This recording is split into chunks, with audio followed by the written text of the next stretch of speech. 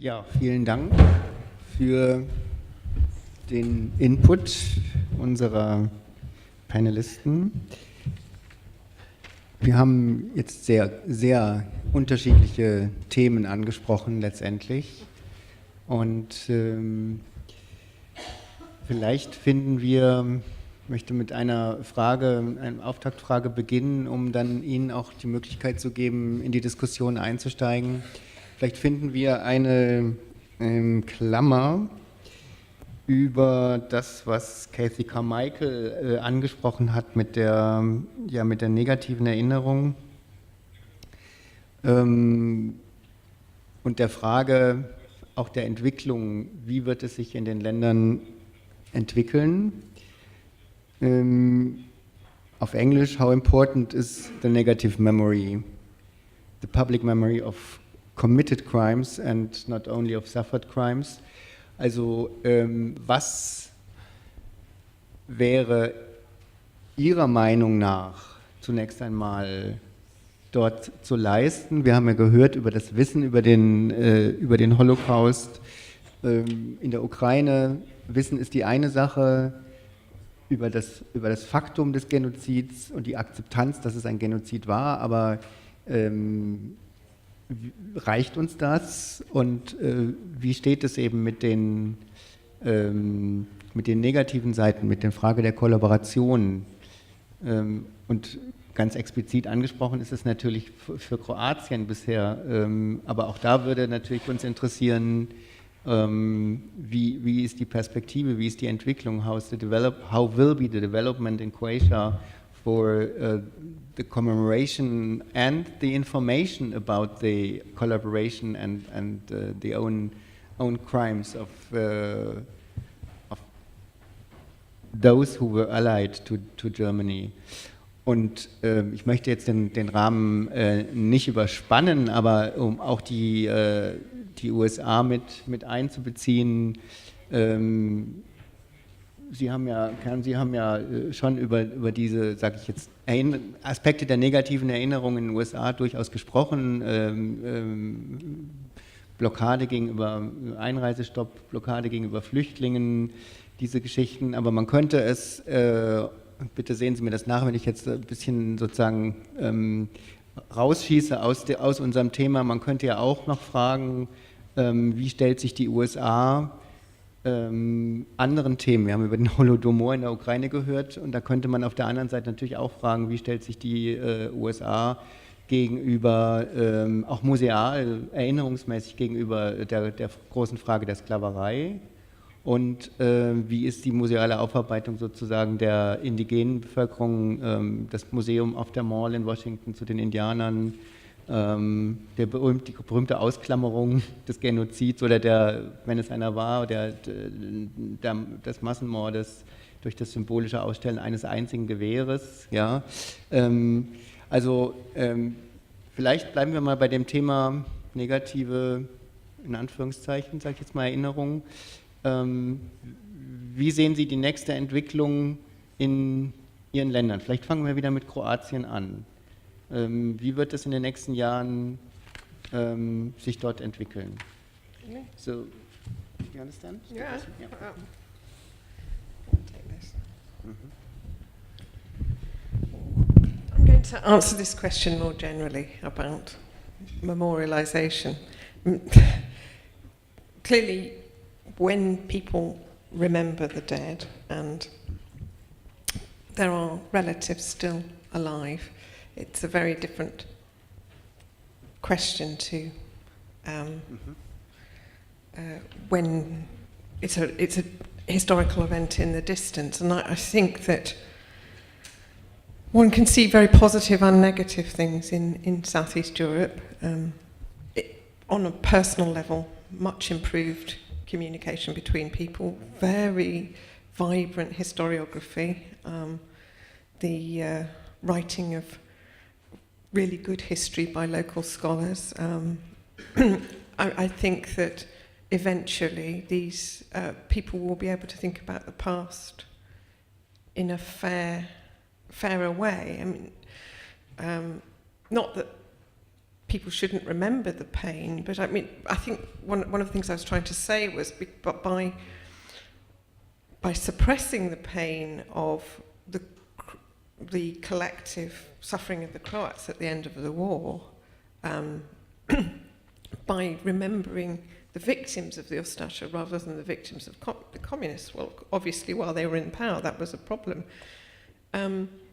These things come out because, I mean, a lot of the things the Croatians said was that they were made to feel as if they were a genocidal people. And I, for one, do not believe in collective responsibility. I think it's a very problematic concept. Clearly, you have agency, you have people who are involved in plotting, but you can't have an entire nation being responsible for something. So it could go either way. I think that nationalism is quite entrenched, but once people become more secure in their identity, then they can talk to other people as well, so dialogue becomes possible. So I think it's a dual answer, really, perhaps, but it's, I think, the job of curators and historians to continue to adhere to something close to empirical truth. Mm-hmm. Okay, does that answer your question? Yeah.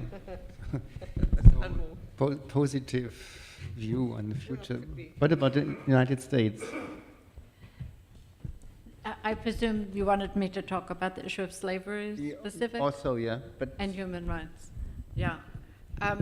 So the issue of slavery in the United States and how Americans have come to deal with this as actually a contemporary problem.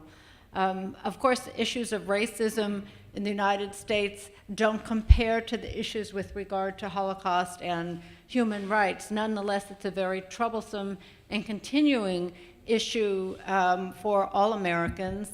There have been a number of museums of Black history that are all throughout the United States, and opening in 2019 will be the African American Museum on the Mall in Washington, which will bring in its place, it's not all that far from the Museum of the American Indian, also bringing a minority group and its history right to the center and the mall. That being said, these groups, like the Jews, have this tenuous issue of, while wanting to acknowledge the difficulties that they've been through and the problems, nonetheless to portray a positive program in recognition of all that has been accomplished. So the museum in Washington will not only talk about slavery and those enduring issues that have yet been resolved, but also talk about the accomplishments of Black Americans here, which is also a very important message from them. Mm-hmm. So yes, we continue. And it is also recognized. It's not pushed under the rug, and it never will be while there are racial issues that continue to literally burn on the streets of our metropolitan cities. So, and on the other hand, Ukraine, die Ukraine,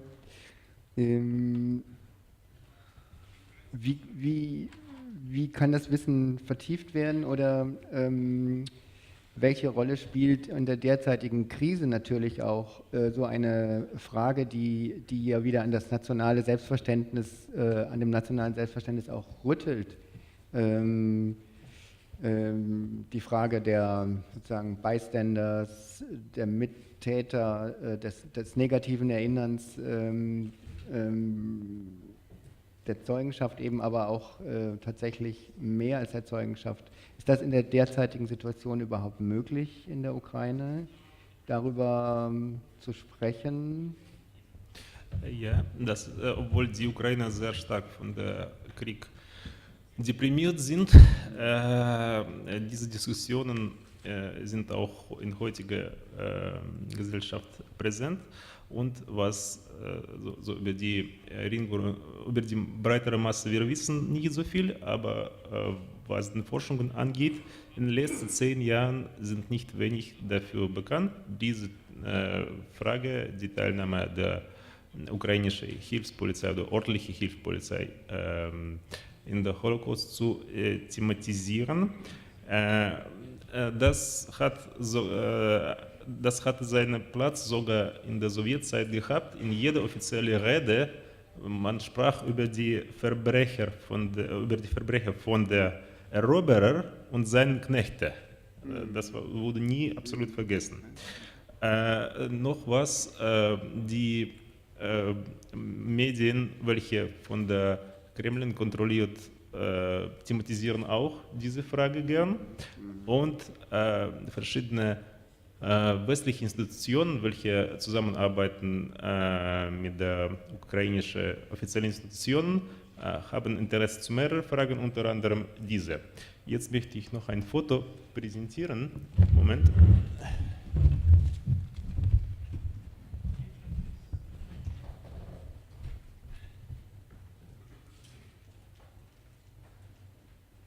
So, das.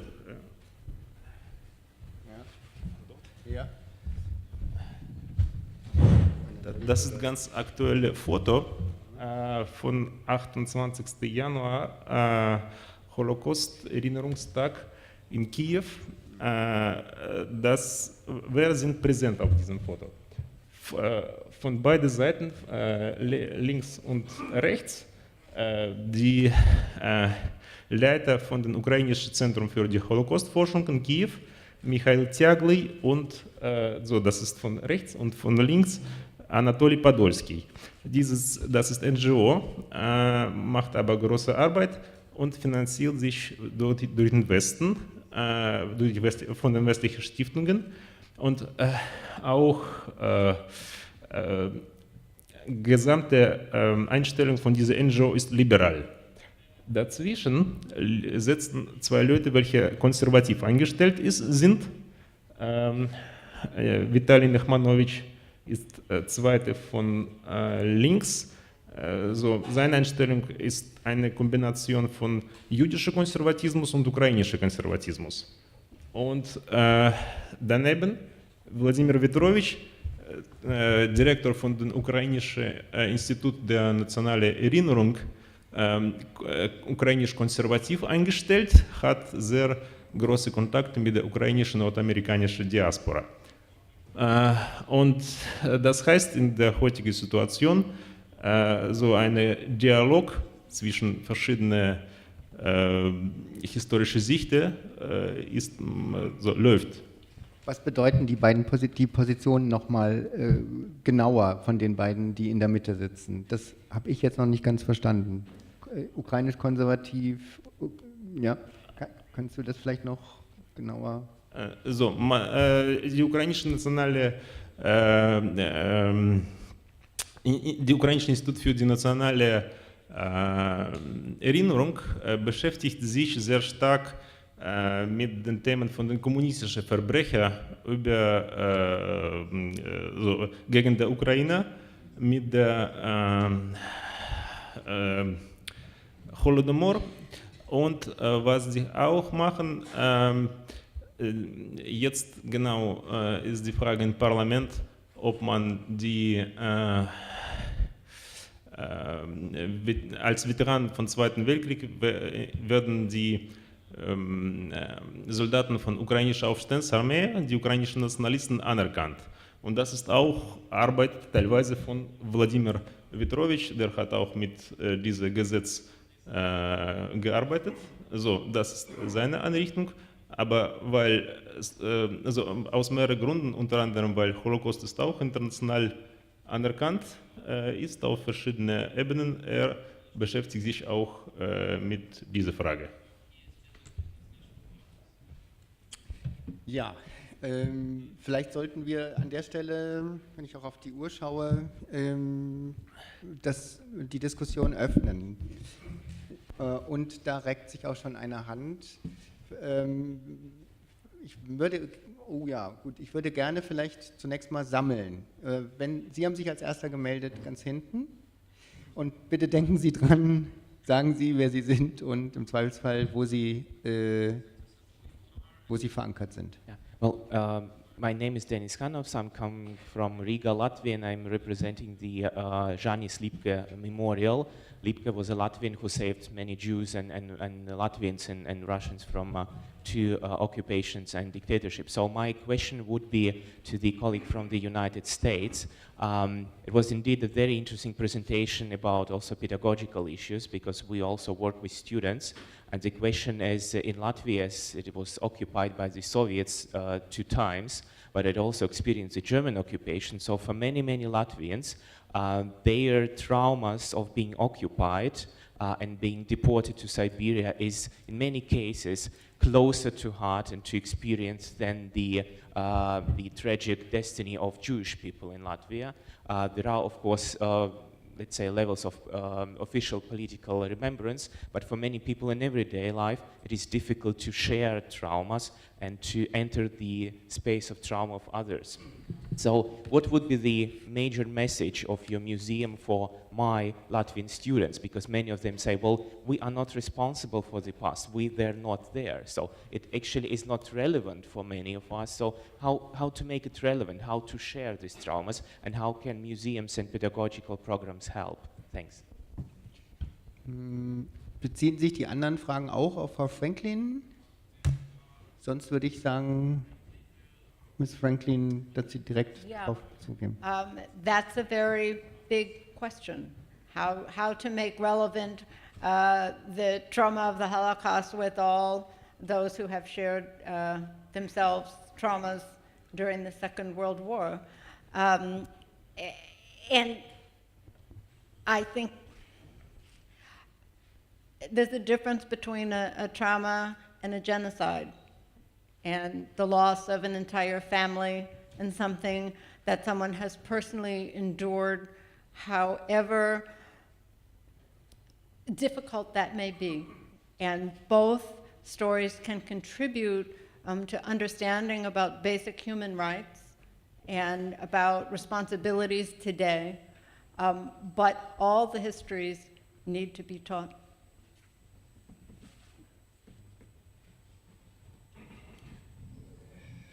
Ich glaube, die Dame neben Herrn Topf und dann Herr Topf. My name is Aneta Hoffman. I'm from Warsaw, Poland, from NGO called the Borderlands History Foundation. And I'm dealing with mostly with Soviet victims. And I would like Mrs. Franklin, I also researched the Polish Jews. I don't know if most of you are aware, thousands of Polish Jews were Soviet victims. They were deported to Siberia, and I'm wondering if in your American museums there is at least the knowledge about it for the students about this, that the Holocaust was one, but also that the Jews were the Stalin victims as well. Yes, this is one question. Comment is that I don't know if in your exhibition concerning the refugees to United States, it's the information that not only the Jewish refugees from Europe couldn't enter to United States, but it's the same case with Polish ones. I don't know if we had the case in 1943 with those Polish who passed from Siberia with the allies and wanted to enter the United States and were finally in Mexico. So they couldn't stop. Even Polonia people from United States wanted to show them. But just a comment. And to Mr. Gogun, if I can ask, when sharing the information, I mean the public speaking about the Holocaust in Russia, is it the genocide of Jewish people only, or it's also the rare? I mean, normal Russians know that many of the Russians were the victims of the concentration camps. I think that's quite important case.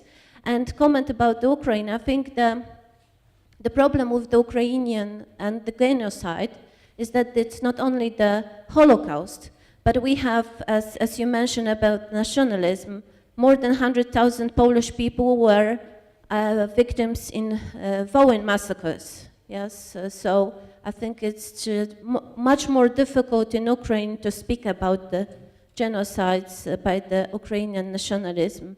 And we could see it lately in the Ukrainian parliament, when first of all, Polish president was having a speech and talking about our friendship, and few hours later, they just had decreed that the Ukrainian nationalism and the soldiers should be heroes of the nation, which were killing Polish people. So, you know, I think it's very difficult, still very difficult to say about the genocides in general in Ukraine now. Thank you very much.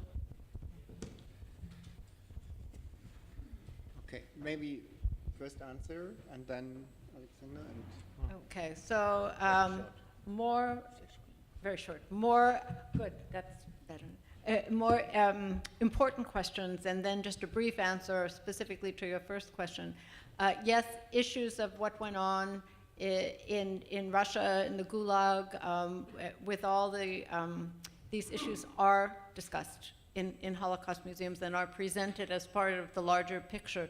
Yes, they are there. With regard to the larger history, I think most of the museums do center on Holocaust itself and not the larger post-war issues, because that's what they do. Perhaps more so in programs, the larger picture becomes clear.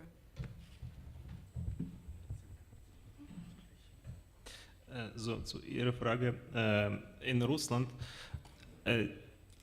grundsätzlich, herrscht eine sowjetische Tradition, dass Nazis haben antislawische Terror oder sogar antislawische Genozid ausgeübt. Das heißt, man redet viel mehr über die Terror gegen den Russen und Slawen als über den Terror gegen den Juden.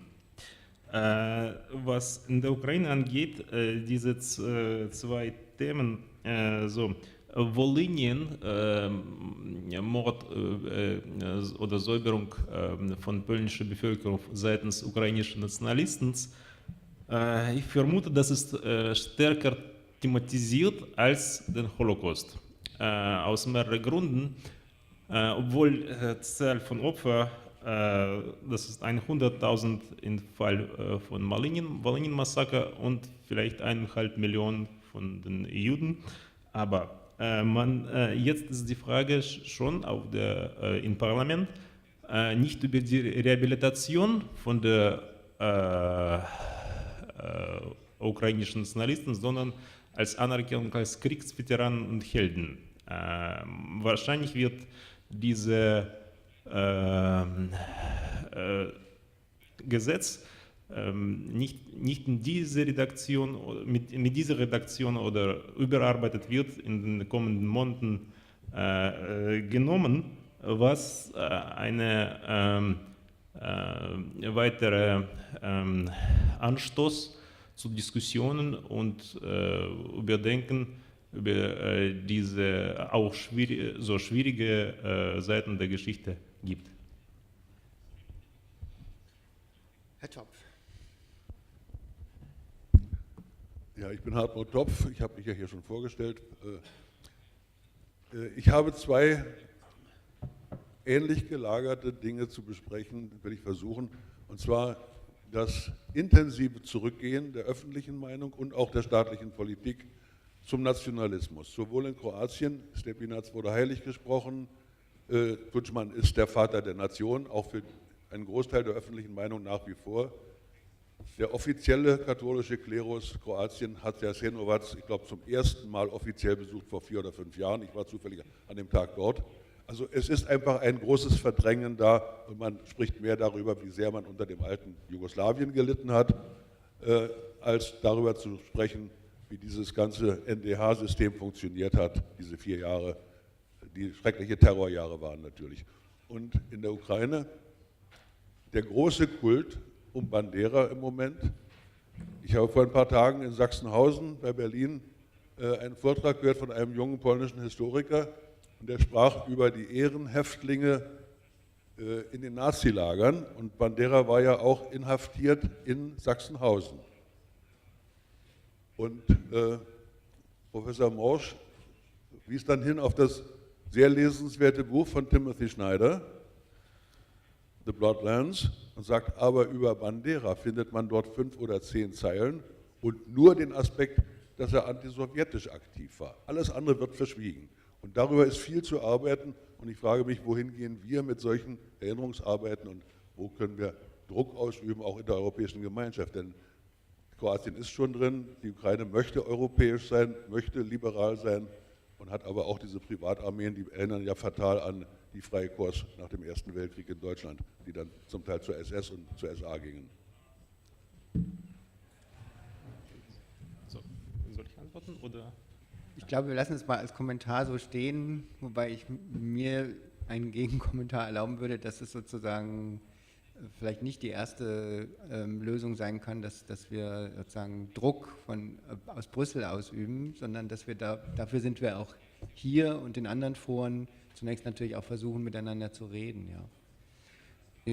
Jetzt hat sich hier dort hinten die Dame gemeldet und dann hatte ich noch eine Wortmeldung und dann müssen wir auf die Pause achten. Thank you. Bitte kurze Frage. Sorry? Short, please, very Sure. brief. Sure. I'll make it as brief as I can. Thank you for the presentations. I'm Sandra Vok from the UNITSIS Foundation in Estonia. And I would first like to thank the researchers around Europe for the balanced research, but the question is more directed towards NGOs.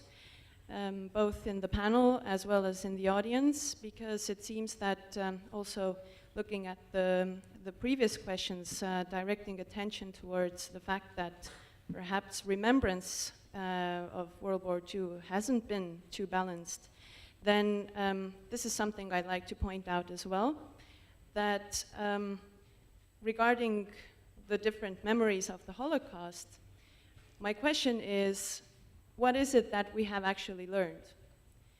And whether the remembrance of the Holocaust is working the way we have planned it to work. Why am I asking this question?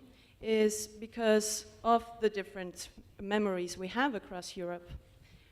Right now we are in a situation where we are being actively warred against by Russia. And we see tendencies, we see statements by the Russian regime that see, for example, the Molotov-Ribbentrop Pact as effective diplomacy. We have heard statements, very recent statements, that, for example, occupying the Baltic states would be possibly a preventive measure, pretty much like in 1939. We see these statements, we hear these statements. We see anti-Semitic tendencies also growing still. We see the Russian regime using both nationalistic and anti-fascist language to basically conduct an Anschluss of a neighboring country. So, Okay. Yep. so the question is, what have we learned? Yeah, of course, very important and not really to be answered in 1 minute. Maybe as a last word, of either one or all of us? Well, I think we have to think that what we do is significant, otherwise why would we do it? But I mean, also, perhaps at some level we have to believe in the sort of Richard Rorty sentimental education, that there is a point in empathy, there is a point in finding out what happens to other people. I mean, just on the question of kind of moral progress, less than 200 years ago, when the Irish were dying of famine, people said it was their own fault. At least now we have moved on, I think, from that sort of, that kind of view of victims. We have a much more subtle view. I believe that historians and others scholars can actually write about the past and come to some kind of conclusion which is fair. I don't know, otherwise why would we do it? Maybe our colleague from Yad Vashem, maybe you have the last word for last question? Not for this at all. panel? This is the question for Professor Carmichael. Yeah. I'd be interested in your comments on the work of the Serbian Orthodox Church in Croatia as well as Serbia. Could you perhaps shed some light on that? Serbian Orthodox Church. During the Second World War or now? To commemorate the Holocaust and what happened at the time. Well, I think that, going back to the comment that our earlier speaker made, I think that Serbia is highly problematic in terms of its relationship with the church, and also its let's say, revival of Second World War fascism, which seems to be fairly mainstream within the country, and the church is fairly not very measured statements about the Second World War. Was that your question? I mean, the relationship between, let's say, a Serbian revival of ideology and the church itself. Okay. I did have another bit of the slide on the Orthodox Church, and I think it's extremely. I'm trying to think of a word which isn't judging, but it's a very sorry story. Yeah. Yeah.